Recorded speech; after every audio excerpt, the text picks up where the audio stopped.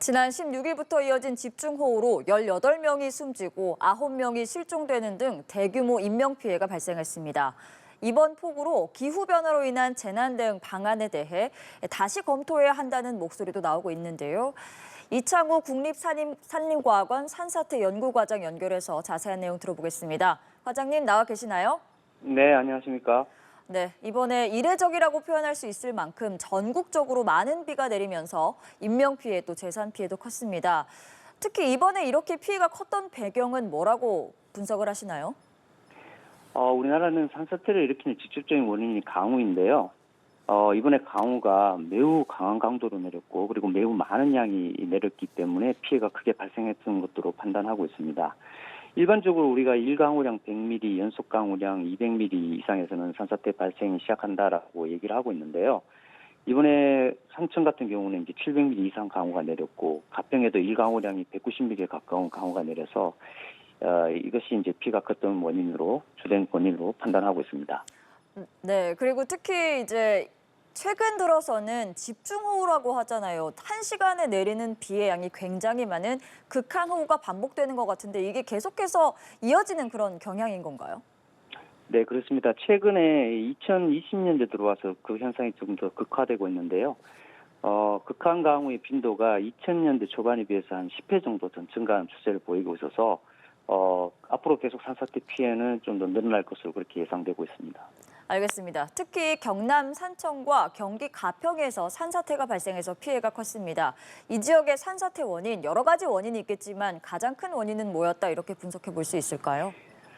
네, 일반적으로 우리가 산불 피해지는 이제 산에 나무가 없어지기 때문에 나무가 가지고 있는 산사태 방지 효과가 없어지어서 산사태에 좀 취약하다고 할 수 있습니다.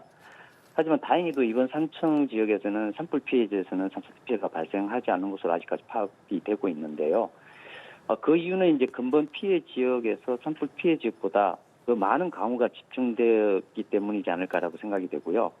결국 산사태에 미치는 가장 큰 원인은 역시 강우가 원인이었다 이렇게 해석할 수 있습니다. 또 경남 산청의 경우에는 모두 아시겠지만 지난 3월에 산불이 크게 났던 곳이기도 합니다. 이에 따른 여파가 산사태에 좀 영향을 줬다고 분석을 할 수 있을까요? 네, 그렇게 얘기는 할 수 있지만 지금 인명 피해 지역은 상대적으로 산불 피해지보다 더 많은 피해가 있었기 때문에 이제 피해가 발생한 것으로 보이고요.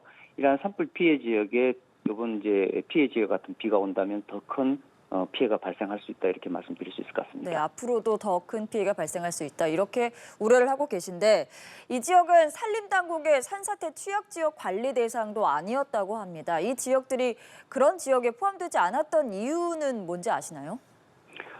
정확하게 파악을 해봐야 되겠지만 예. 취약지역을 우리가 지정할 때는 전체적인 산사태 위험이 취약지역을 파악할 수 있는 기초조사, 실태조사라는 걸 통해서 네. 일단 모집단을 만들고 인명피해가 클 것으로 예상되는 곳 위주로 우선적으로 지정해 가고 있습니다.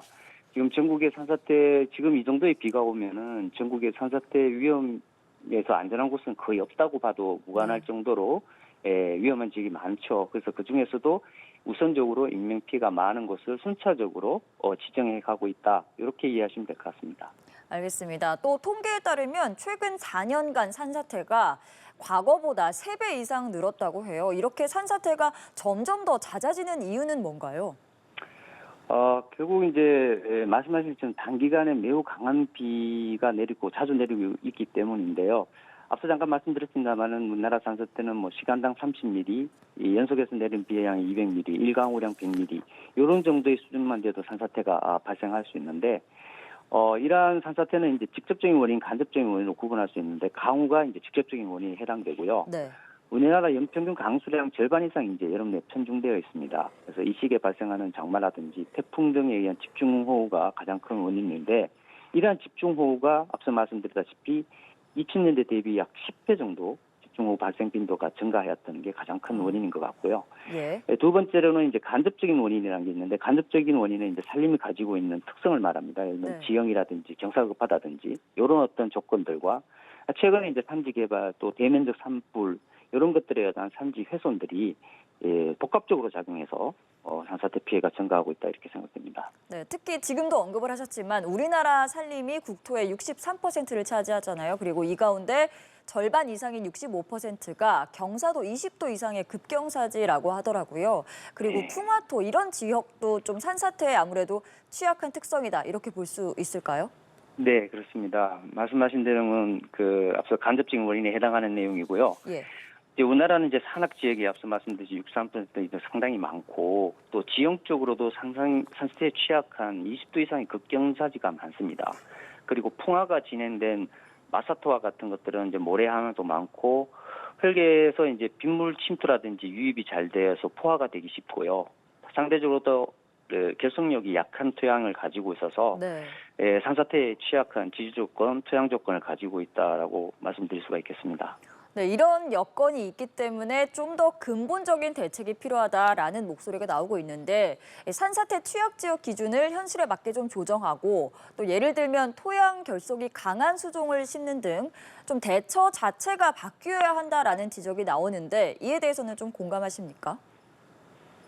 산사태 취약 지역은 저희가 이제 2017년도부터 시작한 제도이고요. 지금 전국적으로 워낙 앞서 말씀드렸듯이 위험한 지역이 많기 때문에 우선적으로 인명피해가 클 곳을 예상해서 지금 지정해 나가고 있습니다. 조금 더 이제 시간이 지나면 좀 더 우리가 위험한 곳을 집중적으로 예방할 수 있는 지역을 지정할 수 있을 것 같고요. 네. 산림 조성 같은 경우에는 이제 산림이 가지고 있는 산사태 방지 기능은 크게 두 가지가 있는데요. 나무 뿌리가 가지고 있는 말뚝 효과, 그물 효과로 이렇게 구분하고 있습니다. 그물 효과 같은 경우에는 수평으로 뻗은 나무 뿌리는 이제 주변의 토양을 촘촘하게 엮어가지고 지반을 고정시켜주는 효과가 있고요. 예, 고정 효과요. 예. 네. 근데 말뚝 효과 같은 경우는 이제 뿌리의 주근이 이제 그 안반 깊이까지 내려가서 이제 말뚝과 같은 역할을 하면서 산사태를 저지하는 효과를 말합니다. 에 따라서 이제 이 산림 조성에서 이러한 산림이 가지고 있는 산사태 저지 효과를 높이기 위한 관리로 추진을 해야 되겠죠. 그래서 이 산림청에서는 이제 주로 숲가꾸기 사업을 실시하고 있는데요. 이것은 이제 빽빽한 숲을 좀 솎아주면서 뿌리가 깊게 내리는 수목으로 성장시키고 네. 나머지 자리에는 이제 좀 키가 작은 나무 그리고 활엽수 이런 걸 육성시켜서 앞서 말씀드렸던 이제 흙을 고정시키는 거물 효과를 극대화하는 이런 사업들도 추진하고 있습니다. 네. 그리고 한편으로는 이번 폭우를 계기로 기후변화와 극한 기상에 대비해서 인프라도 바꾸어야 한다 이런 지적도 나옵니다. 예를 들면 기존의 통계 시스템이 조금 의미가 적다 이런 지적이 나오는데 통계 시스템도 좀 보완이 필요한 부분이 있나요? 기본적으로 저희가 이제 과거에 어떤 강우를 가왔을 때 산사태가 발생한다라는 얘기를 하고 있는데요. 그게 어떻게 보면 이제 통계의 의미일 것 같은데요. 실제 그보다 훨씬 뛰어넘는 강우가 오기 때문에 예. 지금의 현행 체계도 잘 유지하면은 저희가 어느 정도 대응을 할 수 있다고 보고요. 대신에 현 대응 체계를 좀 확대하고 또 정확하게 이 시스템을 이행할 수 있도록 하는 제도적 장치가 좀 필요하다 이렇게 말씀드릴 수가 있습니다. 네, 결국에는 이번 기회로 네, 말씀하십시오. 예. 네네 산사태 같은 경우는 결국에는 지금 계속 극한 상황의 강우와 취약 상황에 되어 있는 산지가 많이 존재하기 때문에 다 막는다는 것은 사실은 불가능합니다. 예. 따라서 이제 이런 막는 구조물 대책과 겸비와 동시에 비구조물 대책, 경계 피난을 정확하게 해서 실제 인명의 피해 최소화하는 데 정책과 체계가 이루어져야 된다고 이렇게 생각합니다. 네, 추가 피해가 없도록 미리미리 좀 촘촘하게 체계를 재정비하는 게 필요할 것 같고요. 그리고 이제 현재는 전국적으로 비가 그친 상태이고 일부 지역에서 소나기 예보만 있는 상태라고 하는데 지금도 산사태가 추가로 일어날 가능성도 없지 않은 거죠? 네, 그렇습니다. 이제 비가 그치더라도 지금 같은 경우에 예전에 내렸던 비가 워낙 많기 때문에 지하 수위가 상당히 높아져 있는 상황이고요. 각 산에 있는 흙들이 물을 상당히 많이 머금고 있는 상황입니다. 그런데 이러한 곳에서 조금의 작은 충격과 소나기 같은 또 추가의 강우가 있다면은 그 자체로서 산사태가 발생할 가능성이 상당히 높습니다. 그래서 알겠습니다. 가급적 야외 활동은 자제하시는 게 좋을 것 같습니다. 네, 비는 그쳤지만 폭우로 인해서 지반도 많이 약해진 상태일 것 같아요. 산사태 등 추가 피해는 없을지 또 대비책 알려주신다면요. 네, 사전에 대피소나 위치나 대피 경로를 파악하시고 대피의 안내가 될 때는 즉시 대피하는 게 좋습니다. 그래서 평소에 대피 지추와 대피 경로를 숙지해 두시고요. 평소에는 이제 배수 시설이 점검이라는 것들은 좀 정비를 해주셔서 네. 사전에 좀 대비를 해주면 좋겠고, 또한 이제 그 대피 명령이 떨어졌을 때는 비상용품이든 생존 배낭 같은 것들을 현관 앞에 좀 비치해뒀다가 명령 시에 즉시 대피하는 것이 인명 보호를 위해서는 가장 최선의 방법이라고 말씀드릴 수 있겠습니다. 알겠습니다. 취약 지역에 계시는 분들은 추가 피해 없도록 미리미리 대비를 해두셔야겠습니다. 지금까지 이창우 국립산림과학원 산사태 연구과장과 이야기 나눠봤습니다. 고맙습니다. 감사합니다.